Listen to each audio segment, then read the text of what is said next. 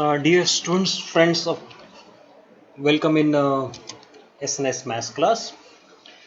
आज हम लोग क्लास 10th के लिए एक और वीडियो के साथ आपके सामने हैं और टॉपिक हमारा है अगेन कोऑर्डिनेट ज्योमेट्री। उम्मीद है इसके पहले हम लोगों ने दो वीडियोस ऑलरेडी इस टॉपिक से रिलेटेड पोस्ट किया हुआ है। कोऑर्डिनेट ज्योमेट्री के 2 वीडियोस, एक में हम लोगों ने डिस्टेंस फॉर्मूला डिस्कस किया था और in second one section formula. तो आज हम लोग क्या करेंगे, एरिया ऑफ ए ट्राइंगल, जो थर्ड मोस्ट इंपॉर्टेंट और इन important part of this topic, area of a triangle, आज उसको डिस्कस करने जा रहे हैं। That mean area of a triangle का फॉर्मूला हम डिस्कस करने के साथ साथ आपकी एक्सरसाइज 7.3 एनसीईआरटी की जो बुक है उसमें 5 questions I think, let me check it ना, चेक कर लेते हैं। Yes, 5 questions are there. तो हम उन्हीं 5 क्वेश्चंस को भी यहाँ पर साथ में डिस्कस करेंगे। बोर्ड एग्जामिनेशन, चाहे वो सीबीएसई बोर्ड हो या स्टेट बोर्ड हो, it is an important topic. आइए स्टार्ट करते हैं area of a triangle. For that what we need an triangle. Here is a triangle. एक ट्राइंगल है, let the vertices are A B and C. Okay, now क्योंकि अभी triangle है तो in reference to the X axis Y axis कहीं तो इसकी position होगी। साथ में क्या करने जा रहे हैं हम लोग कि लेट अस एज्यूम दैट कि जो पॉइंट ए है इसके कोऑर्डिनेट है x1 y1, जो हमारा पॉइंट बी है इसका कोऑर्डिनेट है x2 y2 एंड पॉइंट सी जो है उसका कोऑर्डिनेट है x3 y3। Now to find out a formula in coordinate geometry के फॉर्मूले के लिए, क्योंकि हमने एक तो मतलब कोऑर्डिनेट ज्योमेट्री है तो हमारा ये जो पूरा सिस्टम है वो कोऑर्डिनेट बेस होना चाहिए। अभी क्या करते हैं कि हमने ए से एक्स एक्सिस पे परपेंडिकुलर, सिमिलरली क्या करते हैं कि बी से भी एक्स एक्सिस पे एक परपेंडिकुलर ड्रॉप कर देते हैं और एक और वर्टेक्स सी जो है वहां से भी एक परपेंडिकुलर ड्रॉप करते हैं। यानी हमने ए बी सी तीनों से सिंपली एक परपेंडिकुलर ड्रॉप कर दिया एक्स एक्सिस और वाई एक्सिस पे। इससे इस परपेंडिकुलर ड्रॉप करने से क्या होगा कि ये जो डिस्टेंसेस हमें पता लग जाएगा। See here what will be OP, is it not OP जो है वो x1 होना चाहिए और AP जो है वो y1 होना चाहिए एज पर एज कोऑर्डिनेट के कारण ना, क्योंकि A के कोऑर्डिनेट x1 y1 है तो x एक्सिस पे जो डिस्टेंस होगा वो x1 होना चाहिए और y के साथ जो डिस्टेंस है वो y1 होना चाहिए। सिमिलरली अगर आप डायग्राम को ध्यान से देखेंगे तो OQ आपको पता लग जाएगा कि OQ x2 होना चाहिए और BQ y2। हम कोऑर्डिनेट की हेल्प से इनको लिखने की कोशिश कर रहे हैं। See another point is missing ना, तो लेट इट बी आर। अगर ये आर है सो अगेन ओ आर हमारा x3 हो जाएगा और सी आर y3 हो जाएगा। ओके, सो नाउ हमें पहले से ऑलरेडी एक फॉर्मूला पता है, area of a triangle is half base into altitude. लेकिन इस फॉर्मूले से यहाँ कोई लेना देना नहीं ना, कोई लेना देना इसलिए नहीं है क्योंकि इस फॉर्मूले को हम यहाँ यूज नहीं कर सकते। मुझे बेस नहीं पता, मुझे अल्टीट्यूड नहीं पता। हाँ, बेस के लिए आप सपोज कीजिए, आप बेस ए बी को मान के अगर हम डिस्टेंस फॉर्मूले से ए बी को कैलकुलेट कर भी लेते हैं तो स्टिल हमारा पर्पज पूरा नहीं होगा, है ना। हम पर्पज पूरा नहीं होगा कि हम अल्टीट्यूड कहाँ से लें। क्या करते हैं कि हम इन कोऑर्डिनेट की हेल्प से एक फॉर्मूला ड्राइव करने की कोशिश कर रहे हैं यहाँ पे। अगर आप इस डायग्राम को ध्यान से देखेंगे, सो नाउ सी, इस डायग्राम को थोड़ा ध्यान दीजिए। A C R P, is it not a trapezium है? Then C B Q R, ये भी एक ट्रेपीजियम है और ए बी क्यू पी ये भी एक ट्रेपीजियम है। जो फर्स्ट 2 ट्रेपीजियम को अगर ऐड कर दें और उसमें से इस ट्रेपीजियम को माइनस कर दें तो हमें आंसर मिल जाएगा। एक बार लिखिए क्या, सी मैं एक फॉर्मूले को लिख रहा हूं कि अगर क्या ऐसे बोल सकते हैं कि एरिया ऑफ ट्राइंगल, एरिया ना, okay let me write, area of triangle A B C जो है वो होना चाहिए area of trapezium A C R P plus area of trapezium C B Q R, diagram को ध्यान से देखना है, minus area of trapezium A B Q P. Is it नहीं? यानी ट्रेपीजियम की एरिया की हेल्प से हम आसानी से एरिया ऑफ ट्रायंगल कैलकुलेट कर सकते हैं। ट्रेपीजियम के एरिया के लिए आपको पता है फॉर्मूला क्या होता है, half what is the formula for trapezium? Trapezium का एरिया का फॉर्मूला क्या होता है, याद है? याद करिए, half sum of parallel sides, sum of parallel sides into distance between the parallel sides, जिसको हम हाइट भी बोल देते हैं। एग्जाम्पल के लिए चलो मैं इस फर्स्ट ट्रेपेजियम पे आता हूं। फर्स्ट में से मैं होता है ए सी आर पी। सो इस ए पी और C R is it parallel sides, और जो इनके बीच का डिस्टेंस है पी आर, पी आर जो इनके बीच का डिस्टेंस है वो अल्टीट्यूड हो जाएगा। अब यहां पर मुझे ए पी तो पता है, राइट, हमें सी आर भी पता है, लेकिन हमें क्या नहीं पता, हमें पी आर नहीं पता है। तो हम पी आर लिख लेते हैं। पी आर क्या होना चाहिए, पी आर के लिए ओ आर। अब ओ आर क्या था, x3 में से OP को माइनस कर दें, that is x1, P R पता लग जाएगा। अगर आप इस दूसरे ट्रेपेजियम में आएंगे, कौन सा ट्रेपेजियम, CBQR, तो यहां से हमें RQ की जरूरत पड़ेगी, और RQ क्या हो जाएगा, OQ में से OR को माइनस करेंगे। जो थर्ड ट्रेपेजियम है आपका, which one, this is ABQP, यहां से हमें PQ की जरूरत होगी। सो अगेन PQ के लिए OQ में से क्या माइनस कर दें, OP को माइनस कर देता है, राइट। यानी ट्रेपेजियम का एरिया कैलकुलेट करने के लिए मुझे जो भी चाहिए था मैंने नोट कर लिया। एक बार वीडियो पॉज करके यहां थोड़ा सा ना क्लियर कॉन्सेप्ट को क्लियर कर लेना है कि व्हाट वी हैव डन। हमने कोऑर्डिनेट की हेल्प से जो हमने एक तो कोऑर्डिनेट्स लिख लिए, परपेंडिकुलर ड्रॉप्स कर दिया। एरिया ऑफ ट्रायंगल के लिए हमने एक ट्रेपेजियम की हेल्प से एक फॉर्मूला भी लिख लिया। अब मुझे ट्रेपेजियम का एरिया फाइंड आउट करना है। तो ट्रेपेजियम का एरिया फाइंड आउट करने के लिए क्या चाहिए, मुझे पैरेलल साइड्स की लेंथ चाहिए, तो पहले से लिखा हुआ है। अब मुझे उन पैरेलल साइड्स के बीच का जो हाइट है, उनके बीच में जो परपेंडिकुलर डिस्टेंस है वो पता करना है, तो वो हमने लिख लिया। अब हम एक एक करके लिखना शुरू करते हैं। सो फर्स्ट ट्रेपेजियम ACRP, ध्यान देना है हाफ, ओके। अब इसमें parallel, sum of parallel sides, तो पैरेलल साइड क्या हो गई, है ना, ACRP में पैरेलल साइड क्या है, AP यानी Y1, CR चेक करो, CR क्या है, Y3, राइट, और उनके बीच का डिस्टेंस दैट इज PR। सो वो हो गया x3 minus x1 plus again half, okay.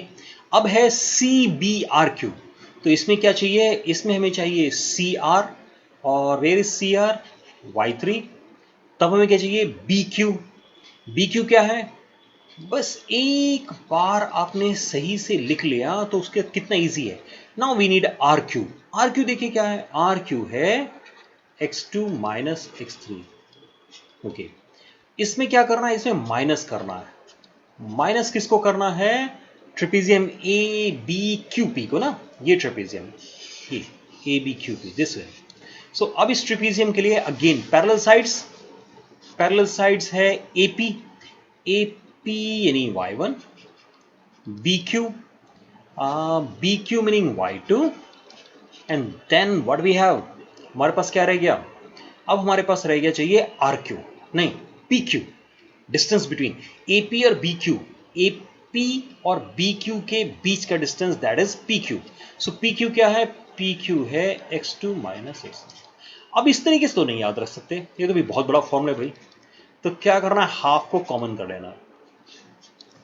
At least अभी ये फॉर्मूला याद करने लायक तो मुझे नहीं लग रहा है, तो मैं क्या करता हूँ, कॉमन करता हूँ, और हम ना थोड़ा सा अलग तरीके से लिखना शुरू करते हैं। हम लोग इस फॉर्मूले को थोड़ा अलग तरीके से लिखना शुरू करते हैं। जैसे मुझे क्या चाहिए, अभी आप ये डिसाइड कर लीजिए, देखिए कि आपको y को बाहर रखना है या आपको x को बाहर रखना है। जैसे अगर मैंने y को बाहर रखा, मतलब फॉर्मूला आप किसकी हेल्प से बोलना चाह रहे हैं, आप y की हेल्प से बोलना चाह रहे हैं या x की। जैसे मैंने y की हेल्प से बोलना शुरू किया, सो आई हैव रिटन y1। अब y1 के साथ क्या आएगा, y1 के साथ ये भी है x3 माइनस x1, और ये भी है, नहीं y1 के साथ क्या आने वाला है, x3। यहां थोड़ा सा वर्कआउट करना, सी माइनस है तो माइनस का x2 हो जाएगा और प्लस का x1 हो जाएगा। नाउ मैं y2 लिखना चाह रहा हूं, नेक्स्ट y1 के बाद y2 आएगा ना।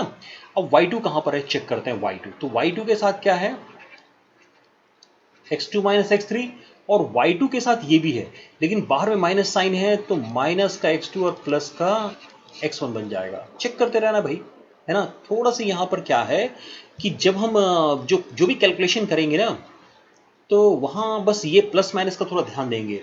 Then the next one is our y1 हो गया, y2 हो गया, तो y3 पे आते हैं। अब y3 में देखो भाई, y3 में मेरे पास है x3 में से x1 को माइनस करना था और साथ में x2 और x3 लिखना था। नहीं, अभी चेक करना शुरू करते हैं कि क्या क्या हमारे पास है। हाँ, यहाँ x1 कैंसिल हो गया, यहाँ x2 कैंसिल हो गया और यहाँ पर x3 कैंसिल हो गया। सो ये फॉर्मूला बन कैसे रहा है? Half, now we have y1, okay, now we have y1, तो y1 के साथ आ गया x3 माइनस x2, ओके, चलो कोई बात नहीं। देन प्लस का y2, y2 के साथ आ गया x1 minus x3, okay, and then plus का y3, और y3 के साथ मुझे नजर आ रहा है x2 minus x1। But still ना मुझे फॉर्मूला कुछ ठीक सा नहीं, मुझे याद करने में इसको नहीं लग रहा है। 1 के बाद 2 आना चाहिए ना, तो हम क्या करते हैं, सब में से एक माइनस को कॉमन करके माइनस को बाहर निकाल देते हैं। माइनस को मैंने बाहर निकाल दिया। y1 हो सकता है कि बुक में ना, अब बुक वाले ने जो इस तरह से किया हो तो सीधे आंसर पे पहुंच गए हो, माइनस निकालने की जरूरत नहीं हो। तो उसका रीजन सिर्फ ये है, सी अगेन, मैंने जो x1 y1 x2 y2 x3 y3 इसकी जो लोकेशन चेंज करेंगे तो वहां से ये फर्क पड़ जाएगा, है ना। ये आप खुद समझ सकते हैं जब आप बुक के सॉल्यूशन को देखेंगे, क्योंकि हमने याद तो किया हुआ नहीं कहां से स्टार्ट करना है। ओके, अभी देखिए यहां पर क्या हो गया, माइनस कॉमन करने से x2 माइनस x3 आ जाएगा, प्लस y2 माइनस कॉमन करने से x3 माइनस x1 आ जाएगा, और y3 में माइनस कॉमन करने से x2 minus. Now we know that कि एरिया तो क्या हो सकता है, एरिया तो कभी नेगेटिव नहीं होगा, so let it make it positive, है ना। हम क्या करते हैं, इसको पॉजिटिव रखेंगे हमेशा, क्योंकि एरिया नेगेटिव कभी नहीं होगा। So here we have a formula. अब याद करने के लिए क्या हो गया, सी हियर y1, तो y1 क्या याद कैसे देखिए, 1 2 3, तो फिर जब 2 से स्टार्ट करेंगे तो 2 3 1, और 3 से स्टार्ट करेंगे तो 3 1 2। यानी अगर हमने y1 लिखा है तो 2 माइनस 3 x2 माइनस x3, हमने y2 लिखा है तो 2 के बाद 3 तो x3 माइनस x1, और अगर हम y3 लिख रहे हैं तो x1 minus x2। Even if you are writing a formula like this, क्या करते हैं कि नहीं मुझे तो x1 बाहर चाहिए, हम x1 लिखेंगे तो फॉर्मूला वही चलेगा, 1 के बाद 2 3, देन 2 लिखेंगे तो 2 के बाद 3 1, और 3 में 1 2।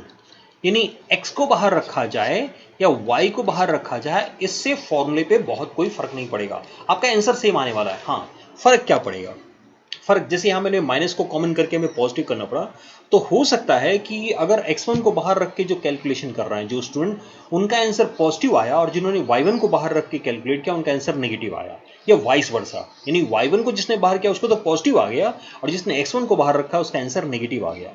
तो क्या करेंगे हम, क्योंकि एरिया नेगेटिव नहीं होगा तो एक्चुअली तो मॉड पुट करते हैं और पॉजिटिव वैल्यू लेते हैं, तो हम सिर्फ लिखेंगे पॉजिटिव। रीजन यही हो सकता है कि बुक में अगर मैं अभी ना सिर्फ इस कैलकुलेशन को, आप x1 y1 x2 y2 x3 y3 की पोजीशन को थोड़ा चेंज कर दीजिए, यानी यहां पर ले आइए x1 y1 को, और अब x2 y2 और x3 y3 को ऐसे ही रोटेट कर दीजिए, तो सी सेम फॉर्मूले में आपके पास ये माइनस कॉमन नहीं आएगा, है ना। यहां पर जो हमने पहले फॉर्मूला लिखा y1, तो हो सकता है इसमें माइनस कॉमन ही नहीं आए, तो इससे कोई फर्क नहीं पड़ने वाला है। Okay, so here is a formula, so either इस फॉर्म में याद रखें या इस फॉर्म में, जो भी फॉर्म पसंद हो उसमें याद रख सकते हैं। चलो हम लोग x1 में याद रखेंगे क्वेश्चंस को करने के लिए। आई थिंक फॉर्मूला क्लियर हुआ होगा। अगर still if someone has doubt regarding this formula, दे में कमेंट बॉक्स में वो कमेंट कर सकते हैं इस फॉर्मूले को लेके, इस डेरिवेशन को लेके। ओके, सो इसका एरिया ऑफ ए ट्रायंगल का फॉर्मूला हमारे पास ये रहा, half x1 y2 minus y3। याद करना सीख लीजिए, लेकिन अगर अभी भी किसी को याद करने में दिक्कत आ रही है तो मैं एक और तरीका बताता हूं उनको याद करने के लिए, शायद न्यूमेरिकल क्वेश्चंस करने के लिए वो ये फॉर्मूला लिखने के बाद कैलकुलेशन को ऐसे भी कर सकते हैं कि अगर एक ट्रायंगल है जिसके vertices x1 y1 x2 y2 और x3 y3 है, तो क्या करेंगे, आप पहले ना वर्टिसेस को लिख लीजिए। ये देखिए मैंने कैसे लिखा, x1 y1 पहला कोऑर्डिनेट, दूसरा कोऑर्डिनेट, तीसरा कोऑर्डिनेट, और हम पहले कोऑर्डिनेट को रिपीट कर देंगे। यानी क्या करना है मुझे, फॉर्मूला याद रखने का एक बहुत ही बेहतरीन तरीका हो सकता है ये, कि आप क्या करिए कि first coordinate x1 y1, vertically लिख रहे हैं x1 y1, x2 y2, x3 y3 और फर्स्ट कोऑर्डिनेट को मैंने रिपीट कर दिया। अभी मैं डायगनली स्टार्ट करता हूँ x1 से फर्स्ट डायगनल x1 y2 दोनों को मैं मल्टीप्लाई कर लेता हूँ x1 y2, second diagonal x2 में तो सेकेंड में x2 y3 मल्टीप्लाई कर लेते हैं और थर्ड हो गया हमारा x3 y1। आगे नहीं जा सकते क्योंकि खत्म हो गया, इसको एक ब्रैकेट में ले आते हैं माइनस। अब रिवर्स साइड से स्टार्ट करते हैं। रिवर्स में मैंने इधर पहले लिख दिया, कोई बात नहीं। So it is x2 y1 then x3 y2 and x1 y3, यानी रिवर्स मतलब यहां से स्टार्ट कर रहे हैं x1 y3, x3 y2 और x2 y1 माइनस कर दिया और यहां पर एक हाफ फॉर्मूले का लगा दीजिए। ये रहा formula ready. Another formula, another way of writing area of a triangle. Area of a triangle लिखने का एक और दूसरा फॉर्मूला ये हो गया। ओके, आप जो ऊपर वाले फॉर्मूले में चले जाइए, x1 को कॉमन करिए, सी x1 को कॉमन करते हैं, ये रहा x1 ना, so see you are getting y2 minus y3 the same one. यानी इस ब्रैकेट्स को अगर ओपन कर दें और नेगेटिव को एक ब्रैकेट में, पॉजिटिव को एक ब्रैकेट में कनेक्ट करेंगे तो यही फॉर्मूला आएगा। So this is how to remember this formula. हम किस तरह से इस फॉर्मूले को याद रख सकते हैं वो मैंने कुछ तरीके बताए हैं। फॉर्मूला डायरेक्ट हमें याद है, बहुत अच्छी बात है, हमें इसकी कोई जरूरत नहीं है। लेकिन याद नहीं हो रहा है तो थोड़ा सा पहले कुछ दिन हम इस तरह से लिख के याद कर लेते हैं, फिर जब याद हो जाएगा तो फिर हम डायरेक्ट उस फॉर्मूले को अप्लाई करेंगे क्वेश्चंस करने के लिए। आइए कुछ क्वेश्चंस पे आते हैं। मुझे उम्मीद है आपने इस नए मेथड को एंजॉय किया होगा। So here is another one, our first question कि find the area of a triangle whose vertices are this. अब इस तरह का क्वेश्चन एक नंबर का हो सकता है ना कि भाई ट्रायंगल का एरिया फाइंड आउट करो जिसके वर्टेक्स गिवन है। यानी सिंपली क्या करना है एग्जाम में, x1 2, x1 के साथ y1 लिखना था ना मुझे, तो मैंने y1 3, no x2 minus 1, y2 0, x3 2, y3 minus 4। Area of a triangle half. Formula याद करने का तरीका, 1 के साथ 2 3, 2 के साथ 3 1 और 3 के साथ 1 2। बस वैल्यू पुट कर दीजिए, अपने आप आंसर आ जाएगा। x1 कितना है 2, y2 0, y3 4, x2 कितना है -1, y3 -4, y1 -3, x3 कितना है 2, y1 कितना है 3, y2 कितना है 0। बस आंसर आ गया। एक सिंपल सी कैलकुलेशन और कुछ नहीं। 4 2 जा 8, -4 -3 माइनस का 7 तो प्लस हो जाएगा और 3 2 जा 6। Just add it, you will get the answer. So एक नंबर के क्वेश्चन के तो बहुत इजी हो गया। अगर हमें तीनों वर्टिसेस दे दिए यार, कहा जाए एरिया फाइंड आउट करो, तो एक तो बहुत आसान सा क्वेश्चन हो गया ना। ओके, सेकंड क्वेश्चन, ये आपकी एनसीईआरटी बुक का पहला ही क्वेश्चन है ये। Okay, let us come to another one. दूसरा जो इंपॉर्टेंट क्वेश्चन आता है कि in each of the following find the value of K for which the points are collinear. ये रियली इंपॉर्टेंट क्वेश्चन है बोर्ड एग्जामिनेशन के लिए। या तो 3 पॉइंट्स दे के कोलिनियर प्रूव करने के लिए कहेगा, ऑलरेडी हमने डिस्टेंस फॉर्मूला और सेक्शन फॉर्मूले में इस तरह के क्वेश्चंस किए हैं। दूसरा तरीका क्या हो गया कि आपको क्या कहेगा कि वो कोलिनियर है तो पॉइंट फाइंड आउट करो। सो हमारा मेथड सेम रहेगा, क्योंकि पॉइंट्स कोलिनियर है तो एरिया 0 होना चाहिए। एरिया 0 होना चाहिए। अब सपोज ये क्वेश्चन करने जा रहा है तो क्या करेंगे हम, बिल्कुल उसी तरीके से x1 y1 x2 y, इन क्वेश्चनों में ना, क्योंकि क्वेश्चन सिंपल हैं, तो जब स्टूडेंट बेसिकली जो गलती करता है वो है कैलकुलेशन का। फॉर्मूला लिखने की जरूरत है क्या? नहीं लिखते हैं। फर्स्ट x1 तो y2 y3, देन x2 में y3 y1, then x3 y1 y2। ये लिखने से, इस तरीके से लिखने से ना मुझे ये लिखने में इजी होता है। कैसे, देखिए मैं आपको ऐसे बताता हूँ। हमने x1 लिखा तो यहां से y आ जाएगा, हमने x2 लिखा तो यहां से y से स्टार्ट करेंगे, ये और ये। हमने x3 लिखा, अगला नंबर ये और ये लिख दिया हमने। बस 0 इक्वल टू हाफ को उधर ले जाएंगे तो खत्म हो जाएगा। हाँ, मल्टीप्लाई करिए 7 माइनस 7k 5k प्लस 10 और यहाँ हो गया -2 माइनस -3 प्लस का 3 माइनस का 9। बस k को कैलकुलेट करना है, इसको इधर ले आएंगे तो 2k हो जाएगा। यहाँ क्या बच गया, ये 10 यानी 1718, so k equal to 4। So this is the important question. अगर आप 10th क्लास के ना बोर्ड एग्जामिनेशन की तैयारी कर रहे हैं, चाहे वो स्टेट बोर्ड के स्टूडेंट्स हैं चाहे वो सीबीएसई के स्टूडेंट्स हैं, ये एक इंपॉर्टेंट क्वेश्चन हो जाएगा। सीधा अनदर वन, एक और इंटरेस्टिंग क्वेश्चन हमारा इस तरह का आता है कि find the area of a quadrilateral whose vertices taken in order are this.